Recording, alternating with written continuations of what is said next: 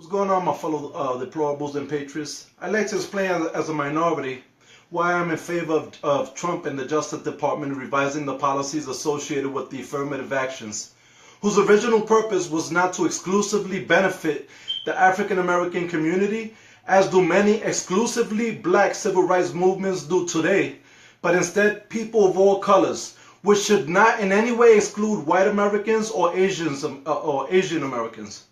But first, let's talk about something called the soft bigotry of low expectation, a phrase which represents mainstream discrimination in the form of having low expectation for children belonging to ethnic or racial minority groups. In short, most teachers believe that children coming from what they identify as socially disadvantaged homes, in reference of course to their race and ethnicity, are unable to achieve high standards, which leads them, the teachers, to lower the bar of expectation, creating somewhat of a handicap challenge.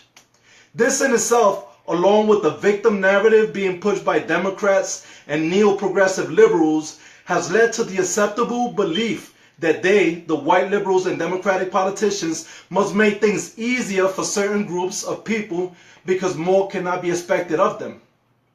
Apparently, the only concept that has been successful for the left has been the promotion of defeatism, a popularly circulated idea among black and Hispanic politicians, which includes the myth of the white privilege and ideas that promote belief in a systemically racist society, which was created in order to keep the flames of racial tension alive and sustain ethnic and racial polarization. It is only through these means that many politicians become empowered,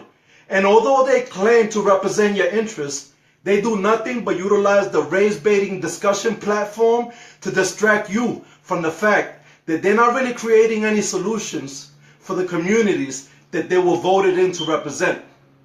And as structural racism is promoted as the unseen force that will hold minorities back from accomplishing anything in life before they even begin to aspire towards or experience any degree of struggle, minority children are socially conditioned into failure,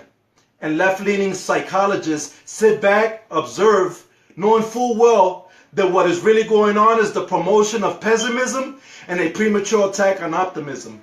It is fair to say then that if for almost 100 years we've been struggling to promote the idea of equality in America, that we do away with the idea that one group of people are less likely to accomplish things compared to others based solely on race or ethnicity. And from this point on forward, you look at us, not in terms of color, ethnicity, or any signature accents, which many women might consider charming, of course, but instead,